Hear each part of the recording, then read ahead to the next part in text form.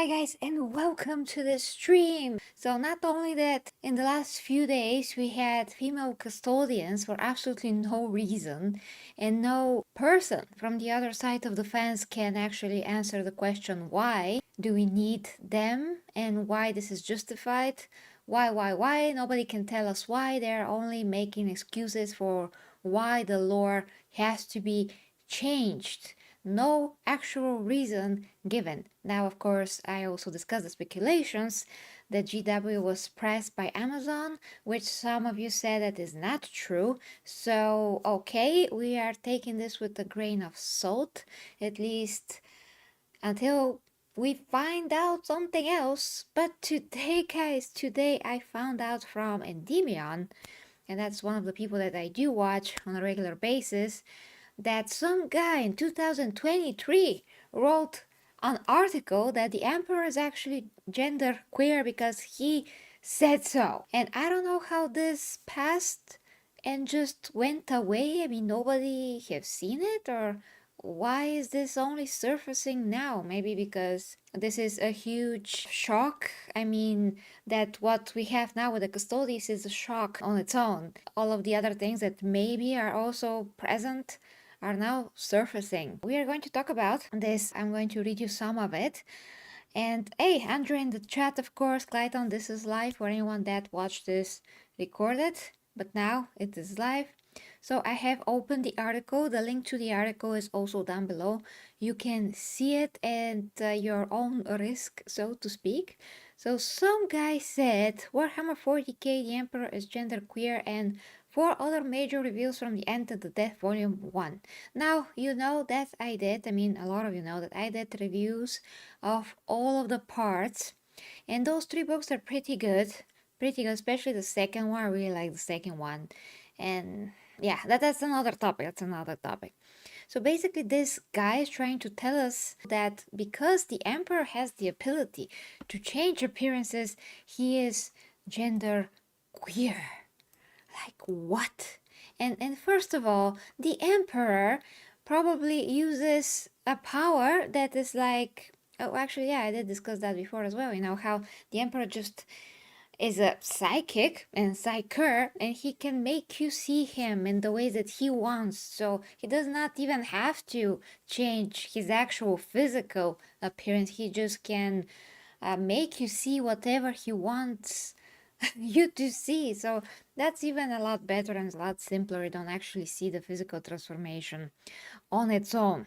So the book reveals that the being known as the Emperor have been many different people during their life. Yes, like Alexander the Great, for example, who is a man, shockingly. And as Endymion pointed out, we actually have like maybe 2 versions of the Emperor's origins, and the one version that stick out the most is that where a lot of shamans that were the greatest sorcerers on earth at some point, very far away in the past, decide to kill themselves so they can be reborn in this one being that will have all of their knowledge and wisdom. And this one being will usher the beginning of the new age of man, because he himself is a man who can lead people, and he will have a lot of power, and he will gain even more power and all of that. So the emperor has always been a man. That's not something that GW has tried to retcon just yet, but this guy, this guy has the audacity and the hubris to go and write the article and basically come up with literal lies instead of being a journalist and present the information and not making stuff up out of his own buttocks. So continuing, this isn't really new knowledge. However, while we know the being that sits on the golden throne is he, yes we do, good morning, turns out that hasn't always been the case. I don't know what the heck was that, some kind of a typo, maybe. In the past, the emperor has lived both as a man and a woman. No, he has not. I mean, how can you like write straight lies? He was never a woman. Ridiculous. Okay, living whole lives as a woman, whole lives, no. I mean, technically, of course, the emperor could make you perceive him as a woman, but that does not mean that he does not have a gender. Ridiculous. I mean, the way that some people can make assumptions, conclusions these days is just such a lack of intellectual thinking, like critical thinking, logic, like whatever you can call it, just normal human based logic, how you connect certain things. I mean, I know that a lot of scientists even sometimes make the most absurd conclusions ever in a lot of studies as well. Even some historians, they did that before, so they showed a lot of incompetence. We can see incompetence all around, but I don't know. When you write an article, I mean, how can how can this be? It's just so ridiculous. Living whole lives as a woman and changing at will and needed. Sure, sure. It seems clear the emperor is genderqueer. What? How it seems clear that he's genderqueer? Because the lie that you previously just wrote, that is why. It's clear. It's clear based on a lie. So a lie is based on a lie that's based on a lie, and can live and present as they wish. Sure. So if somebody like Mystique from X-Men can morph into other people, then she's genderqueer. I mean, Mystique has her own, uh, you know, something around her character as well. But in general, if Mystique is written as a girl that can change appearances and also switch to a man, that doesn't mean that she feels like a man. She can still feel like a woman and be an actress and actually portray the other sex if it's needed. But that doesn't mean that she's genderqueer. It just means that she's playing a role and using her abilities, and that is what the emperor can do. So yeah, I'm pretty sure that his abilities are not limited to only make you see him as a man. But then again, guys, even if he can make you see him as a woman, that does not prove in any stretch of the imagination that he is anything else than a man. I mean, if all of a sudden he speaks and he says, I have always seen myself also as a woman, you know, that's different. I hope the GW will not do this because it does not make any freaking sense and it will not serve the lore in any kind of a way. But if he says that in a clear text, clear as day, that's totally different. But until then, or until hopefully not then, not ever, he is a man. Actually, the emperor is one of the manliest men that you can ever imagine, and he was presented as such, and even a lot of comedy stuff, you know, even how I do my parody videos, and you know how TTS did their parody videos, a lot of creators, because that is how he's supposed to be, and there's nothing wrong with that. Actually, one of my viewers wrote something very good. If I can only find it somewhere in the comments, guys. It was about the custodians, but it's exactly very correct here in this case. If I can only find it, guys, just give me a second, and I'm gonna take a look at your comments as well after we finish with this article. Okay, reading it. Okay, here is the comment. So that is on my previous stream, which was titled "Should You Boycott Amazon? No respect for Warhammer 40k and so on." So this is by Magus777WR1NI. He says it does not bother me that there have always been women and entire female factions in 40k ES, and nobody has ever been bothered by that, by the way.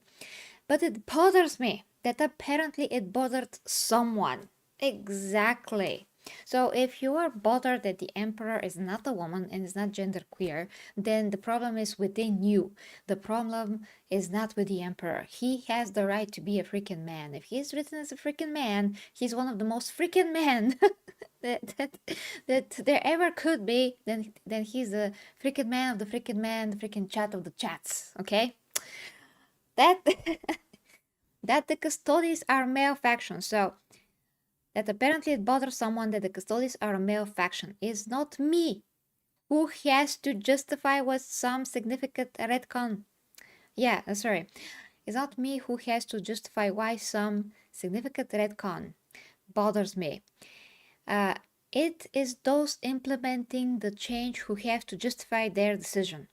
And all we hear from GW is there hasn't been any change. Female always existed within custodies. Yeah, that's of course nonsense. So yeah, I mean, he means to say that we as the fans, guys, should not be licking the ass of any company and should not be defending the lore if the lore is not written to make sense. Why is our job to go and say like, oh, maybe a GW meant this and maybe GW meant that? Oh, wait, did GW said something officially? Did they give us like an official information about what they were thinking when making decisions about the lore? No? Well, why are you, person that GW has never heard of, defending this million, billion, I don't know how many money corporation for their decisions? Who are you to say why they did certain thing? If you are making stuff up and not actually relying on real information, why are you defending the corporation in general? I mean, this how is this called in English? I mean, when you are basically, yeah, kissing the butts. I mean, there's another expression for that, but yeah, kissing the butts, um I mean, of a brand, company, a brand, whatever. Like, for example, I really love Reebok because they're very suitable for my legs. I mean, uh yeah, they're comfortable.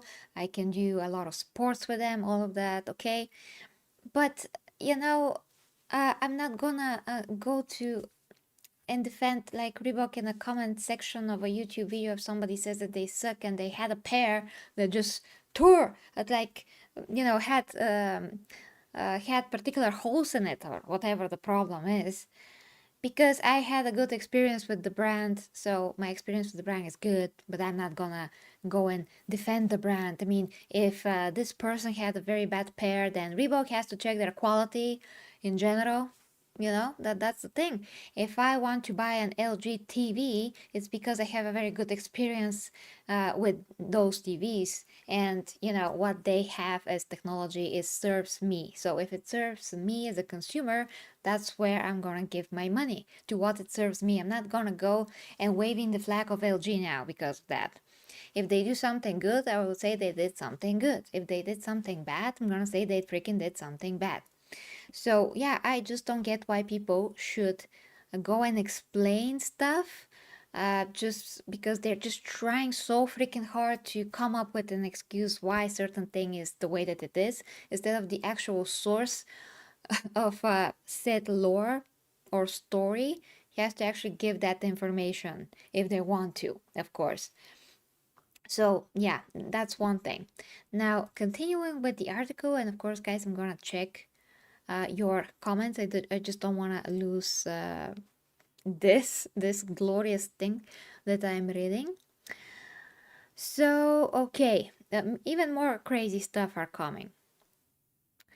It seems clear the Emperor's genderqueer, yes, I read that, and can live and present as they wish. Yeah, we also covered that. How the Emperor feels isn't known, but how they present is. How they present? Who is they? Who is they? The Imperator, the Emperor is freaking he. Who is they? In fact, we don't even know for sure what gender was assigned to the emperor at birth. No, we know. We have information about how he was a boy and growing as a boy and how he killed his uncle because his uncle killed his dad. He was also referred as a boy and as he. So we do know. That's again, guys, journalism that literally lies in their articles to feed their own literal agenda. There's just no other way to say it. In Master of Mankind, there's a section on the boy who would be king, which seems to show the emperor as male at the young age. Oh my gosh, shocking! Oh my gosh, yes, yeah. Nobody ever noticed that the emperor. Oh, it seemed to be shown as a boy. Oh my god, shocker. you know. However, these visions are very likely lies. What? Based on what? Based on what? In addition, they don't confirm anything about the emperor's birth. Okay, that's just ridiculous. Like we, you know. Even if it doesn't say in the books, here the emperor just cried his first cry and he just came out of his mother's womb, and oh boy, we see a dick there. Who's gonna say that? Do you really want the writers to write about that? Can they just skip ahead when he was growing up and say, well, he was growing up, you know, and he even killed his uncle because he saw the unjust deed of his uncle killing his dad, and I mean that's enough. When in a story of any other hero, not hero, villain, whoever, you have seen always the scene of his very birth, and always the one person that delivers the boy or whoever says, oh my gosh, it's a boy because I see a particular male organs there. Oh wow, because if you don't see that in the book, you will decide, we don't know if that is a boy. No, no, we don't. Since when? Since when you need to be, what? Are you retarded? Are you retarded? Because if you are really retarded person, you will probably need a ton of explanations. But unfortunately, guys, these people that write these things, they're not really retarded, they're just delusional. So it's like another form of not being intelligent at all, or deciding to not be intelligent because of the sake of somebody else's feelings, and those feelings are based of complete lies and nonsense that will not benefit them nor the people that they want to feed those crappy lies to. Nobody is benefiting from lies, guys. Literally. Okay. And then it continues, this is great movie. This is a great move by Abnett. Oh, poor Dan Abnett, that his name is getting bring up in this, because he has no idea of the crap that this person is writing about his writing. The emperor in many ways is above gender, and this makes sense for their character. The emperor is not they, them, their, what the F. I'm not cursing, but I will say what the F. Yeah. What does it mean that the emperor is above gender? He's the emperor. What does it mean he's above gender? He's supposed to be a person that's very, very wise because he's extremely old. He lived for thousands of years. He's not actually that wise because he's doing ridiculous mistakes sometimes that are clear even for a person. I mean, not even, but especially for a person that is clairvoyant and can see into the future, see possible futures, understand a lot of concepts, power. I mean, so many things. He still is written like a regular guy sometimes that does regular mistakes. But that is more of how maybe GW wants the emperor to look like, as an image. Maybe they cannot write him as this being that they're trying to present him as. So it's kind of like a contradiction. That's always been a contradiction within how the emperor is written, because we are supposed to believe that he is absolutely amazing being, almost godlike, and despite that he does things that we have to justify out of our own butts, otherwise they don't make sense and they really look like stupid decisions, which in the future could be explained, in other novels to make sense, the way that they explained why he decided to fight Horus, the way that he decided to fight Horus, by detaching from himself his love and compassion, all of the good qualities, so he can really, really fight Horus without holding back. But that also made him, before that he decided to relinquish his godlyhood, basically. I don't want to spoil these last 3 books from the Horus Heresy, but the point is that those things were not known before that. We taught something else. That's kind of like a retcon, but at the same time, it's like finishing what we taught and adding new things to it. So it's a retcon, and it's not, depends on how you see it. It's not something that it was exactly concrete in the lore. It's not like custodians were always men concrete. It's just more like a Will GW just write something in here? Like, will they explain it more? And that's how it happens. So it's a retcon, but it's more like an addition to actually what happened and what we perceive that it happened. But in the case of the Emperor being a man, and in case of the Custodes being men, those are concrete things that you cannot change. And if you do change them, then yes, it is a retcon. It is. That's the definition of a retcon. You take something that was established firmly, well known within the lore. It was so clear, perfectly clear, no doubt about it. And all of a sudden, you say that that's not the case. That's a retcon. But when you add additions to, you add to the lore, you make it, you expand it, you fill holes, like plot holes in the story, that's a bit different. Okay, it's case by case basis, guys, really. Okay, so finishing this, I hope we see more like this. Interestingly, it opens up the possibility that the emperor could become a woman again in the future. No, what again? He was not a woman again or at all. So yeah, that is it. You can read the rest of whatever this guy wrote. I'm gonna read it separately, although I don't really want to, but it's a literal waste of time and waste of space on the internet, this article. That's what it is. Okay, let me check your comments now. Okay, according to some snippets, Emperor was once Alexander the Great. Yes, I mentioned that. 114 wives and concubines, something like 80 of them were males. I never read that in the lore, sorry. You have to find me a specific passage, but even if that was true, also, although whatever I always read about the Emperor, never a woman that he was sexually interested in was mentioned. I mean, I read a ton of books from 40k and Horus Heresy and so on.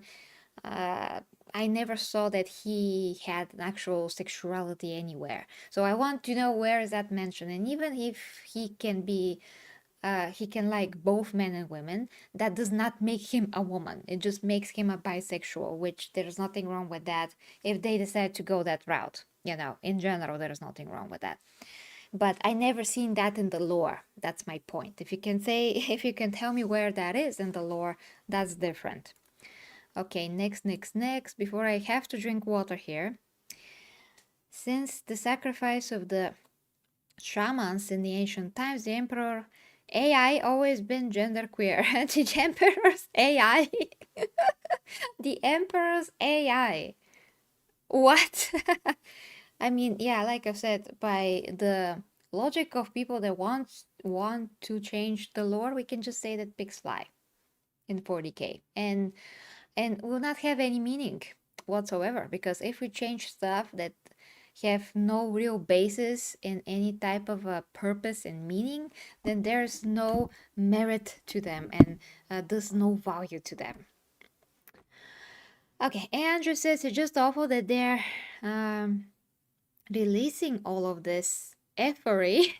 Before anything else, I feel sorry for the passionate fans and for Henry Cavill. The man cannot catch a break. Yeah, and unfortunately we cannot get him to interview him about that and be like, hey, Henry, I know that you're very busy and your wife is going to have a kid. I mean, you're going to have a kid together, so that's obviously a lot more important, but still, what do you think about this mess? About your favorite freaking factions and lore and, universe?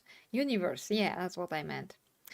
And Clayton says they're just reaching for anything they can attempt to prove their point. They have nothing to back it up, but they will try. Yeah, unfortunately. I am the point where I moved along planning my next army. This just a bunch of, what is that, early tourists? Loving the sound of their own voice. Yeah, basically. Oh, I didn't. He's about to be a dad. Congratulations, man. Oh, yeah, he is. It's a no. Didn't know. Yeah, yeah. That came out a few days ago. So, uh,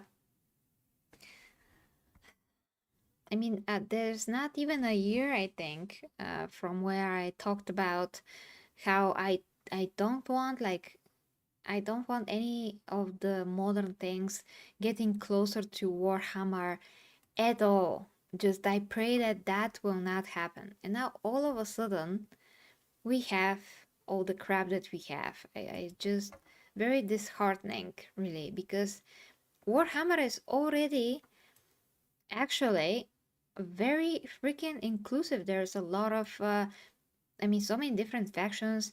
There's, of course, Sisters of Battle. They're a whole female factions.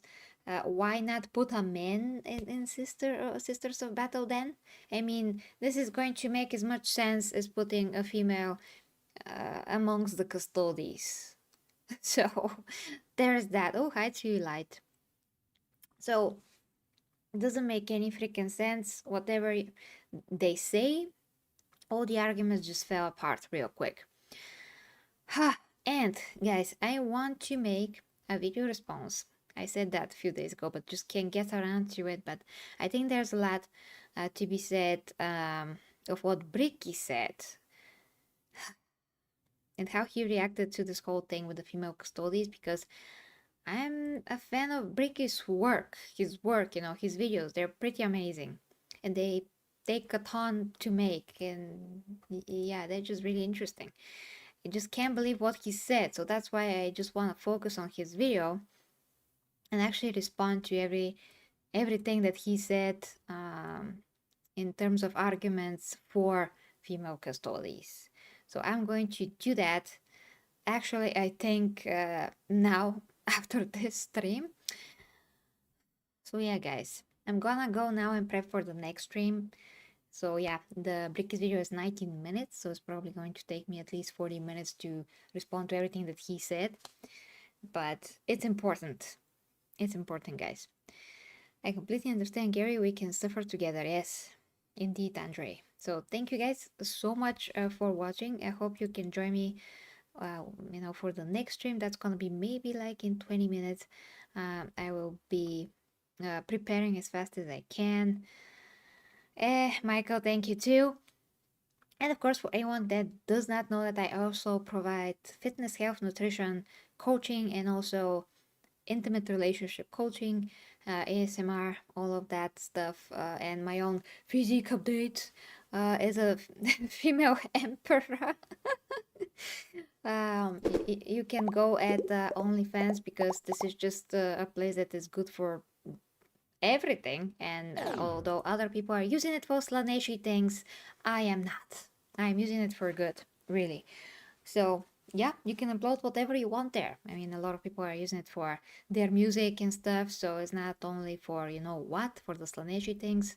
And for me, it's totally not for the Slaaneshy thing. So that is it, guys. See you in a bit. Links down below to everything else, Patreon and all of that. So from me, 40k Empress, Gary, until a little bit. Love ya.